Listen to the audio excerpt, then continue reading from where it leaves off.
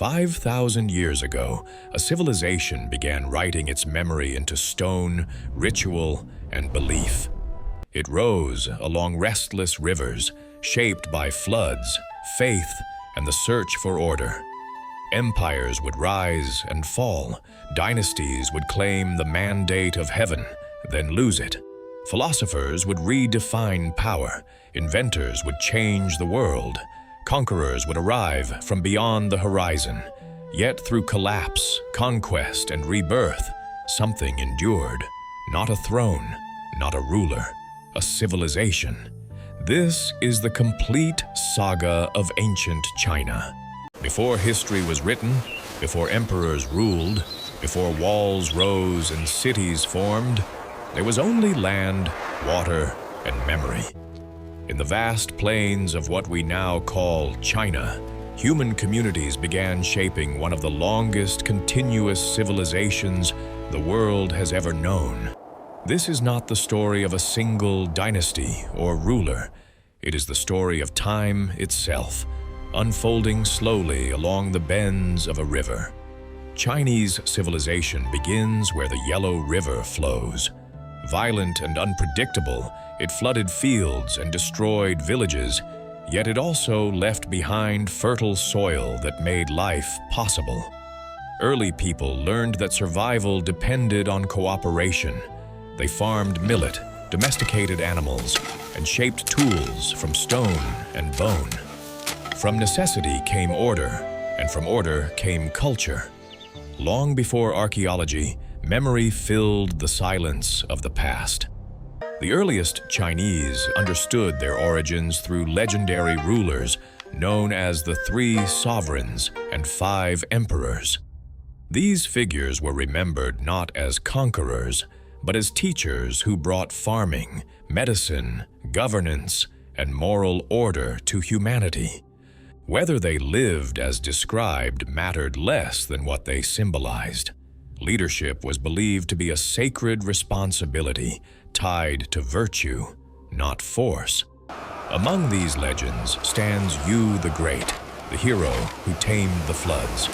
For generations, water had swallowed villages and taken lives. Yu did not fight the river. He guided it.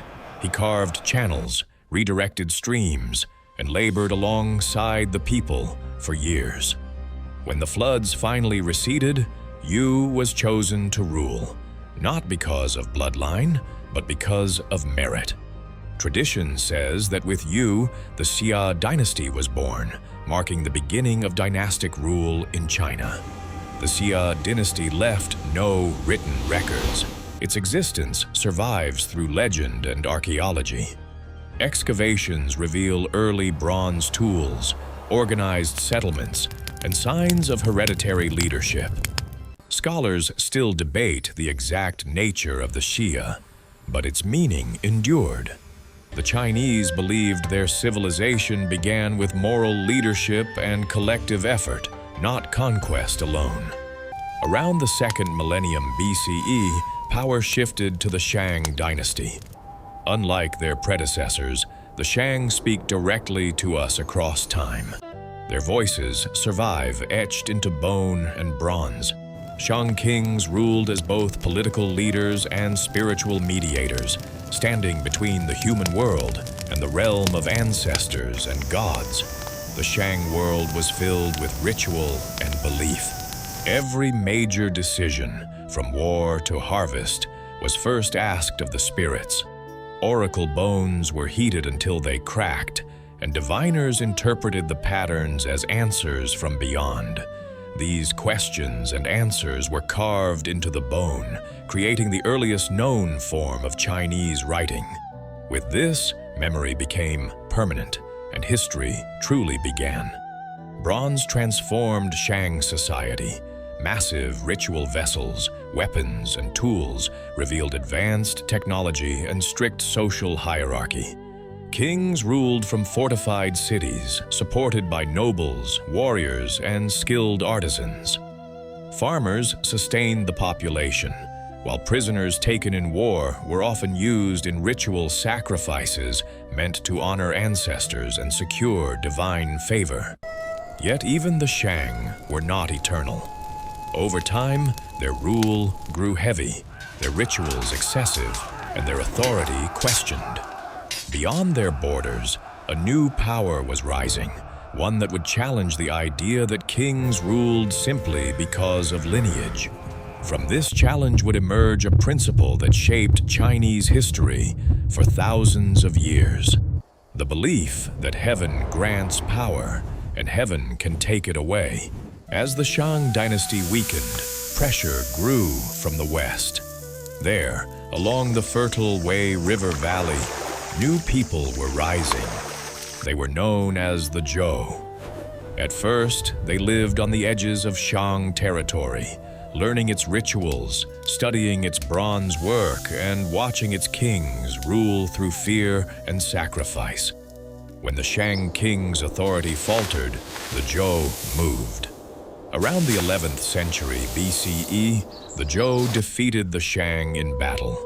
This was more than a change of rulers. It marked a transformation in how power itself was understood. The Zhou did not claim victory through strength alone. They claimed it through morality. To justify their rule, they introduced an idea that would shape Chinese history forever. This idea became known as the Mandate of Heaven. According to the Mandate of Heaven, rulers governed not because they were divine, but because they were worthy. Heaven granted authority to just kings who protected the people and ruled with virtue. When rulers became corrupt, cruel, or negligent, heaven withdrew its favor. Natural disasters, famine, and rebellion were seen as signs that a dynasty had lost its mandate. In this way, rebellion was no longer chaos. It became a moral act. The early Zhou kings ruled wisely and expanded their territory. To manage their vast lands, they created a feudal system. Lands were granted to relatives and loyal allies who governed in the king's name. These lords owed military service and loyalty to the Zhou court. For a time, the system worked. Order was maintained, rituals were observed, and society was guided by tradition. Zhou society placed deep importance on ritual, hierarchy, and family. Ancestor worship continued, but human sacrifice declined. Moral behavior, respect for elders, and proper conduct became central values. Over time, these ideas shaped what it meant to be civilized in the Chinese world. Culture was no longer defined only by power, but by behavior. Yet stability did not last forever. As generations passed, Zhou kings grew weaker and regional lords grew stronger. Loyalty to the central court faded. Rival states began acting independently, fighting their own wars and making their own laws. In 771 BCE, invading forces captured the Zhou capital, forcing the king to flee east. This moment marked the beginning of the Eastern Zhou period. The Eastern Zhou era was an age of fragmentation. Although the Zhou kings still ruled in name, real power belonged to competing states. War became frequent, alliances fragile, and borders constantly shifting. But amid this chaos, something remarkable occurred. As political order collapsed, intellectual life exploded. Thinkers, scholars, and teachers traveled from state to state, offering advice to rulers desperate for stability. They asked fundamental questions. What makes a good ruler? How should society be organized? Is human nature good or selfish? How can order be restored in a broken world? This era became known as the 100 Schools of Thought. Confucius taught that harmony came from moral virtue, ritual, and proper relationships between ruler and subject, parent and child. Laozi spoke of the Tao, the natural way of the universe, urging humility and balance over force. Other thinkers argued for strict laws, military strength, or withdrawal from worldly ambition. These ideas did not end the chaos. Wars continued, and states grew more powerful and more ruthless. But something lasting had been born. China was no longer only a land of kings and armies. It had become a civilization of ideas. The struggle for order had moved from the battlefield into the human mind.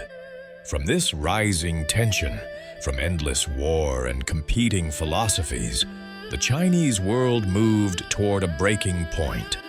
The age of many states would soon give way to a fight for total control. And from that struggle, one ruler would attempt to unite all under heaven.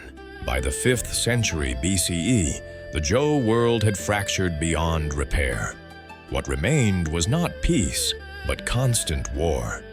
Dozens of states had been reduced to 7 powerful rivals, each fighting not only for survival, but for dominance. This era became known as the Warring States period, an age defined by violence, ambition, and transformation. Warfare changed in scale and brutality. Armies grew from thousands to hundreds of thousands. Iron weapons replaced bronze, and crossbows allowed soldiers to kill from a distance. Generals no longer fought for honor alone. They fought for total victory. Cities were fortified, farmlands were seized, and entire populations were mobilized for war.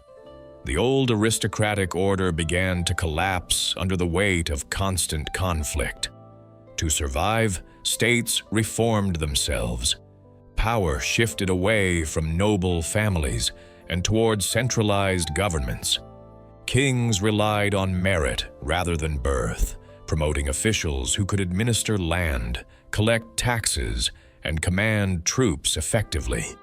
Law codes replaced tradition, and loyalty to the state became more important than loyalty to clan or lineage. Amid this violence, philosophy did not fade. It intensified. Thinkers responded directly to chaos, each offering a different solution to the problem of human nature and political order. Confucian scholars argued that war and suffering were the result of moral decay. They taught that rulers must govern through virtue, education, and ritual, becoming moral examples for their people. Taoist thinkers rejected rigid systems altogether. They believed that forced order created resistance and suffering. True harmony, they argued, came from aligning with the natural flow of the universe. A ruler should govern lightly, allowing people to live simply and naturally, free from excessive laws and ambition. Others took a darker view of humanity. Legalist philosophers argued that people were inherently selfish and could only be controlled through strict laws and harsh punishment. Order, they believed, came not from virtue or balance, but from fear and efficiency. The state must be strong, centralized, and absolute. These philosophies were not abstract debates. They were tested in real time. States that adopted legalist reforms grew powerful and disciplined. Those that clung to older traditions often fell behind. Among the rising powers, one state in particular began to dominate. It lay in the western frontier, hardened by constant struggle. Its name was Qin. Qin transformed itself into a war machine. Land was reorganized, laws were enforced equally, and rewards were given based on merit in battle. Nobles lost privilege, and soldiers fought for rank and wealth. Under ruthless efficiency, Qin expanded steadily, crushing rivals one by one. By the late 3rd century BCE, the balance of power had shifted. The warring states were no longer evenly matched. One by one, kingdoms fell. The age of competing philosophies and endless war was reaching its climax. Ahead lay unification, not through persuasion, but through force. For the first time, the idea of a single ruler governing all under heaven was no longer a dream. It was about to become reality. In 221 BCE, the long age of war came to an end. The state of Qin completed its conquest of the rival kingdoms, uniting the Chinese world under a single ruler for the first time in history. That ruler took a new title. He called himself Qin Shi Huang, the first emperor.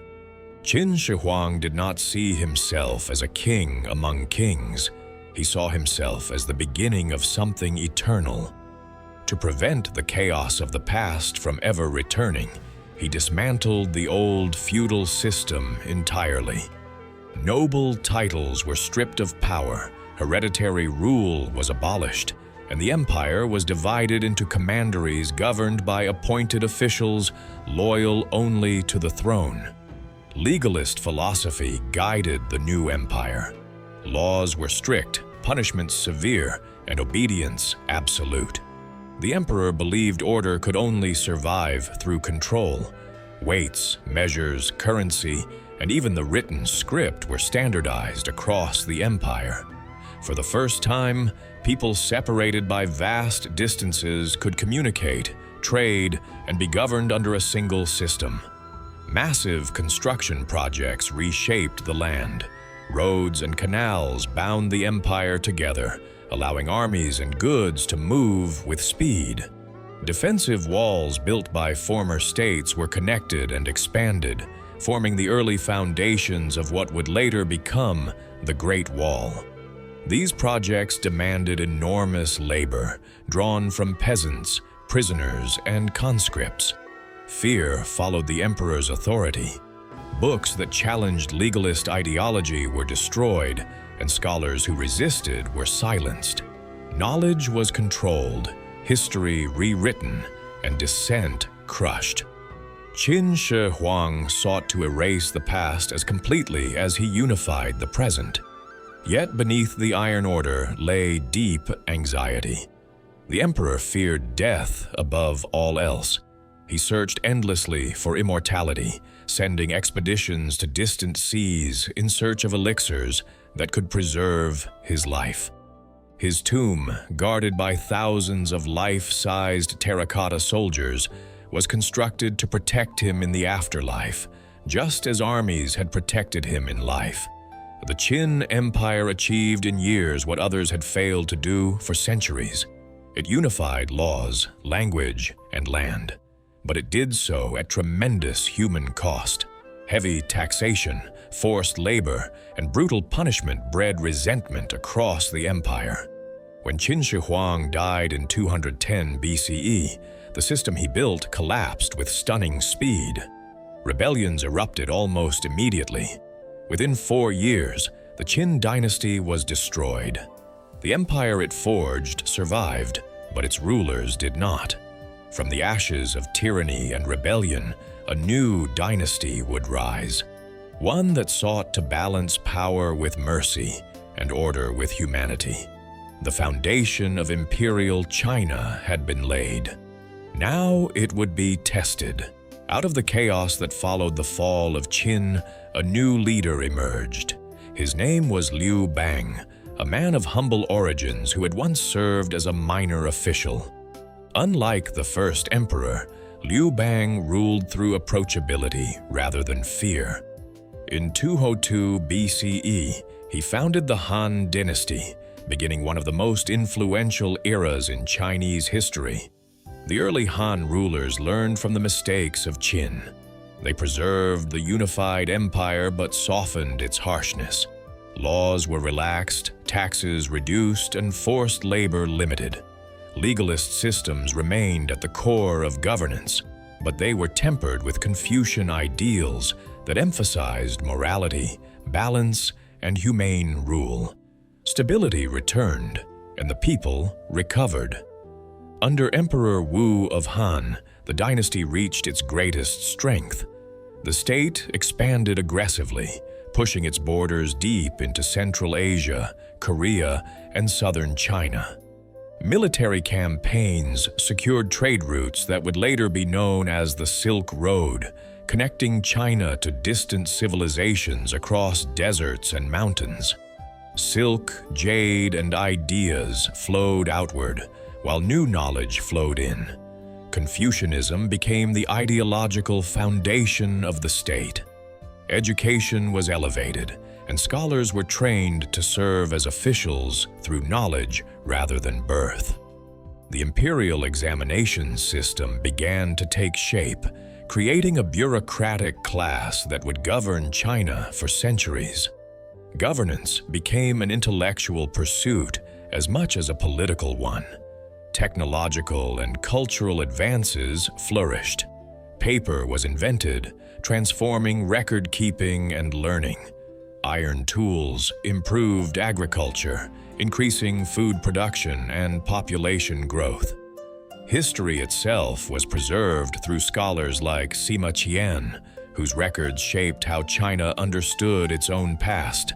Yet even the Han were not immune to decline. Court factions fought for influence, emperors grew distant, and powerful families accumulated land and wealth. Peasant unrest spread as inequality deepened.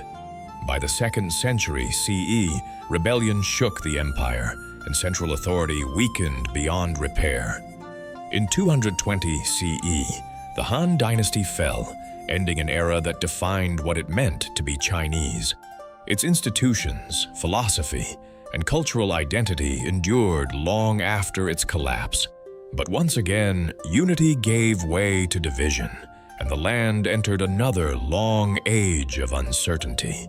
With the fall of the Han Dynasty, China fractured into rival kingdoms. Power splintered among warlords, and unity dissolved into decades of conflict.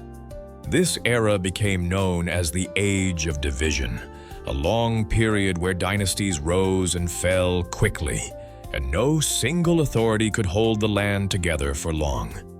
The three kingdoms emerged first. Wei, Shu, and Wu competed for dominance through strategy, alliance, and relentless warfare. Legendary figures like Cao Cao, Liu Bei, and Sun Quan became symbols of ambition and loyalty. Though celebrated in later stories, the reality was harsh. Constant war drained the population and scarred the countryside. After the three kingdoms collapsed, instability continued. Northern China was overrun by nomadic and semi-nomadic peoples, while southern courts struggled to preserve Chinese traditions. The north and south developed separately, divided by geography, culture, and power. China existed as one civilization, but no longer as one state. Amid this uncertainty, a new spiritual force took root. Buddhism entered China through trade routes linking the empire to Central Asia and India. Its teachings of suffering, impermanence, and compassion resonated deeply with people exhausted by war. For many, it offered comfort where politics had failed. Monasteries spread across the land, becoming centers of learning, charity, and refuge. Buddhist monks translated sacred texts into Chinese, blending foreign ideas with native traditions. Concepts of karma and rebirth reshaped how people understood life, death, and moral responsibility.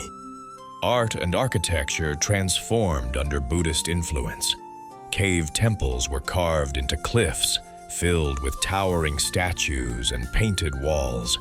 These sacred spaces stood as silent witnesses to devotion during an age of violence. Even rulers who lacked legitimacy supported Buddhism, using faith to stabilize their authority. Meanwhile, Confucianism did not disappear. It adapted.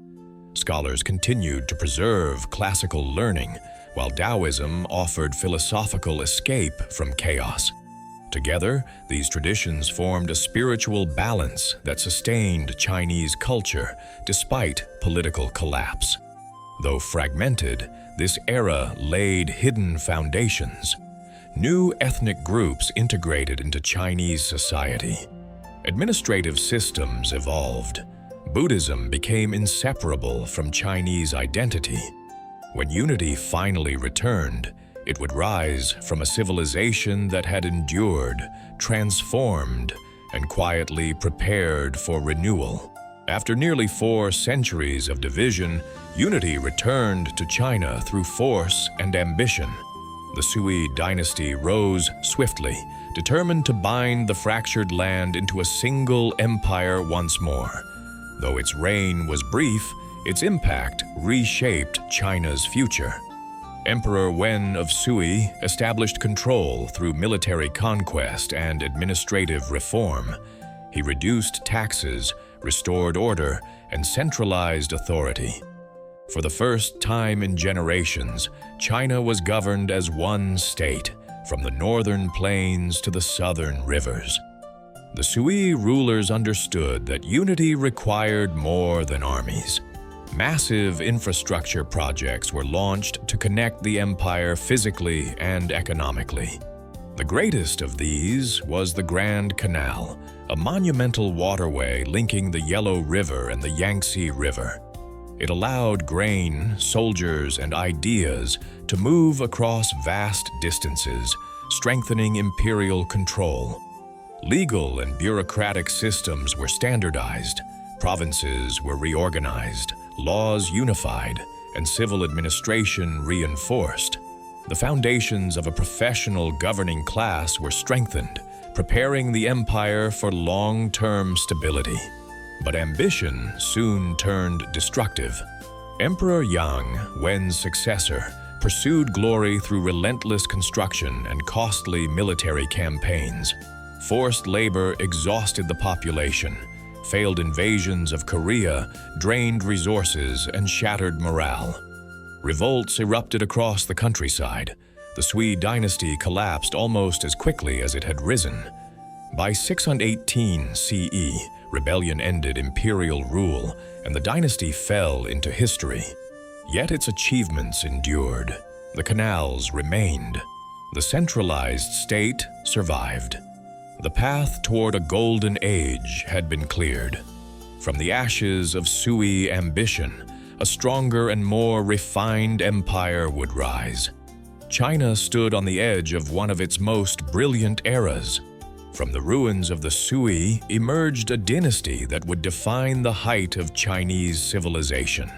The Tang dynasty unified strength with elegance, power with culture.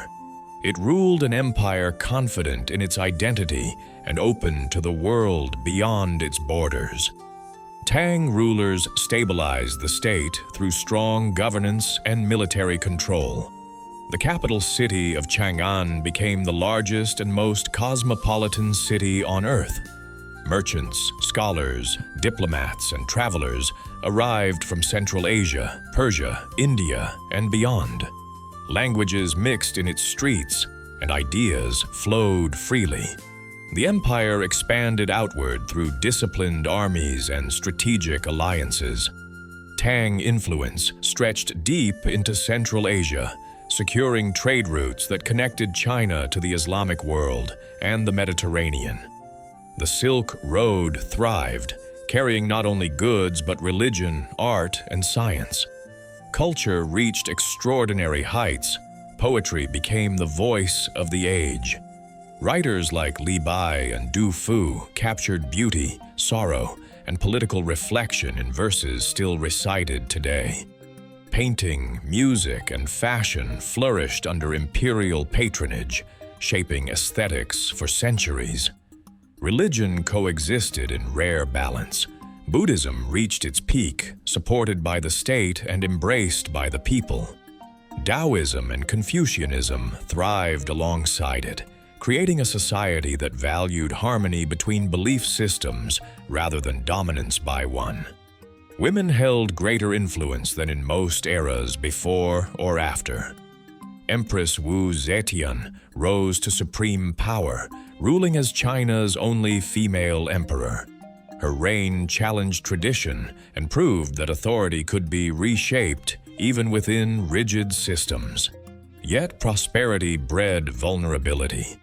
Court factions grew corrupt, military governors gained autonomy, and loyalty weakened. The Anlushan rebellion shattered Tang stability, devastating cities and draining the population. Though the dynasty survived, its strength never fully returned. By the early 10th century, the Tang dynasty collapsed. What remained was a cultural legacy unmatched in scale and refinement. Tang China became the standard by which later generations measured greatness, a golden age whose influence still echoes across East Asia. After the fall of the Tang dynasty, China once again fractured. But from this division emerged a new form of strength. The Song dynasty rose not through conquest, but through administration, innovation, and cultural confidence. The Song rulers weakened military power deliberately, placing authority in the hands of civil officials. Scholar administrators governed the empire through law, education, and careful taxation. The civil service examination system expanded dramatically, allowing talent to rise through learning rather than birth. Governance became refined, rational, and deeply bureaucratic. Economic life transformed. Cities grew larger and more complex than any before them. Markets thrived with trade in silk, tea, porcelain, and metal goods. Paper money was introduced, revolutionizing commerce. Shipbuilding and navigation advanced, allowing Chinese merchants to dominate regional trade routes. Innovation flourished at an unprecedented pace. Gunpowder, the compass, and movable type printing reshaped warfare, navigation, and communication. Scientific observation and engineering became central to statecraft. Knowledge spreads faster and farther than ever before. Culturally, the Song emphasized introspection and moral order. Neo-Confucianism emerged as a dominant philosophy, blending classical ethics with metaphysical thought. Landscape painting captured humanity's small place within nature, reflecting a worldview focused on balance and restraint. Yet beneath this brilliance lay weakness. The Song military remained fragile. Powerful nomadic states pressed from the north, forcing humiliating treaties and tribute payments. Eventually, the dynasty lost its northern territories and retreated south, ruling as the Southern Song. Despite resilience, the Song could not withstand the rise of a new force. Mongol armies advanced with speed and brutality unmatched by earlier invaders.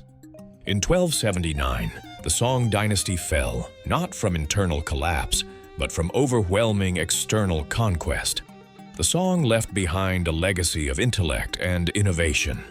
It proved that civilization could thrive without constant war, but also revealed the cost of neglecting military power.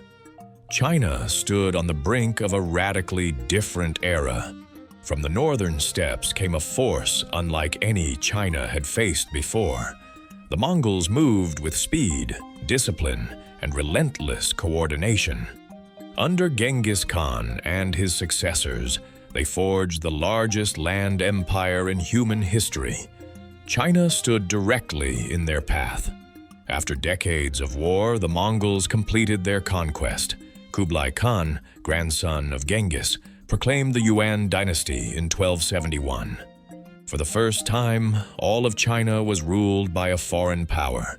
The empire was vast, but its center now lay within Mongol authority. The Yuan rulers preserved many Chinese institutions while enforcing strict social hierarchy. Mongols stood at the top, followed by Central Asian allies, then Northern Chinese, and finally Southern Chinese. This division bred resentment and deepened ethnic tension across the empire. Trade expanded dramatically under Mongol rule. The Silk Road reached its peak, protected by imperial control stretching from East Asia to Europe. Merchants, missionaries, and travelers crossed continents with unprecedented safety. Figures like Marco Polo witnessed China at the heart of a global network, yet governance proved fragile. Many Mongol elites resisted Chinese customs, while corruption weakened administration. Heavy taxation burdened peasants, and natural disasters intensified suffering. Floods and famine eroded faith in foreign rule. Cultural exchange left lasting marks. Astronomy, medicine, and cartography absorbed influences from Persia and the Islamic world. New foods and technologies entered China, reshaping daily life in subtle ways. By the mid-14th century, rebellions spread across the countryside. Secret societies and peasant armies challenged Yuan authority. In 1368, the dynasty collapsed, driven out by native resistance. The Mongol era ended, but its impact remained. China emerged altered, connected more deeply to the world than ever before.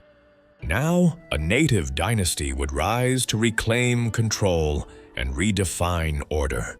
From the ashes of Mongol rule rose a new Chinese dynasty determined to restore native authority. Zhou Yuanzhang, a former peasant monk turned rebel leader, seized power and became the Hongwu emperor. In 1368, he founded the Ming dynasty, promising order, stability, and renewal. The early Ming rulers worked to erase the legacy of foreign domination. Confucian values were restored as the moral foundation of the state. The civil service examinations were strengthened, bureaucracy expanded, and imperial authority centralized tightly around the emperor. Agriculture recovered as land was redistributed and irrigation rebuilt. Population growth followed, and cities revived. The economy stabilized through state control of grain supplies and taxation. China once again became one of the wealthiest and most productive societies on Earth. The Ming also projected power outward. Under the Yongle Emperor, massive fleets sailed across the Indian Ocean, led by the Admiral Genghis. These voyages reached Southeast Asia, India, Arabia, and Africa, demonstrating Chinese naval strength and diplomatic reach. Yet this outward vision was short-lived. Fear of internal threats soon replaced curiosity about the world. The state turned inward, restricting trade and tightening control. Massive walls were strengthened along the northern frontier, reinforcing the Great Wall as a symbol of defense and isolation. Art, literature, and craftsmanship flourished. Blue and white porcelain became world-famous. Novels and theater reached new audiences, shaping popular culture. Yet court politics grew rigid, dominated by eunuchs and factional struggles that weakened effective governance. By the late Ming period, corruption spread and the economy faltered. Silver shortages, natural disasters, and peasant revolts strained the empire. When northern invaders advanced once more, the dynasty lacked the strength to resist. In 1644, Beijing fell and the Ming dynasty collapsed. But even in failure, it left a lasting legacy of cultural confidence, centralized rule, and enduring symbols of Chinese identity. The fall of the Ming dynasty opened the gates to a new ruling power from the north. The Manchus crossed the Great Wall and seized Beijing, founding the Qing dynasty in 1644. Though foreign in origin, they would rule China longer than any dynasty before them. The early Qing emperors governed with skill and restraint. They preserved Confucian institutions while maintaining Manchu identity. Order was restored, taxes stabilized, and agriculture expanded. Under emperors Kangxi, Yongzheng, and Qianlong, China reached immense territorial size and population growth. The empire expanded into Tibet, Xinjiang, Mongolia, and Taiwan, creating borders that closely resemble modern China. Internally, governance remained efficient, and the civil service system continued to recruit educated officials. For a time, the Qing presided over peace, prosperity, and cultural confidence. Yet the world beyond China was changing. European powers advanced through industrialization, global trade, and military technology. China remained largely inward-focused, confident in its traditions, and resistant to foreign influence. This imbalance soon turned dangerous. In the 19th century, Western powers forced their way into Chinese markets through war and unequal treaties. The Opium Wars shattered imperial authority and exposed military weakness.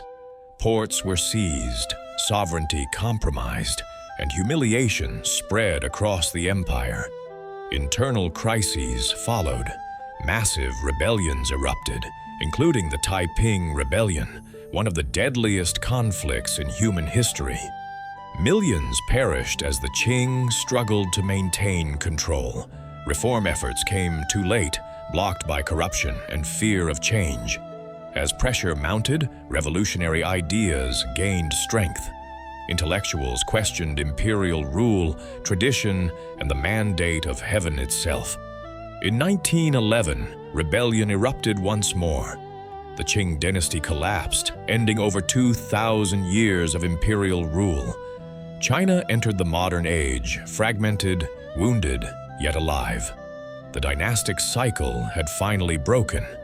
What remained was a civilization shaped by endurance, memory, and an unbroken connection to its ancient past. China's ancient story is not a tale of one dynasty or one ruler. It is the story of a civilization that rose, fell, and rose again across millennia. Empires collapsed, borders shifted, and capitals burned, yet the cultural heart endured. From the earliest river settlements to the vast imperial courts, China refined ideas of governance, morality, and social order. Concepts such as merit-based administration, recorded history, and philosophical balance shaped not only China, but much of the world beyond it. Its thinkers asked how humans should live, how power should be exercised, and how harmony could be preserved amid chaos. Confucius spoke of duty and virtue. Laozi taught alignment with nature. Buddhist thought offered compassion and release from suffering. Together, these ideas formed a moral framework that survived every political collapse. Innovation flowed steadily through the centuries. Paper, printing, the compass, and gunpowder altered human progress.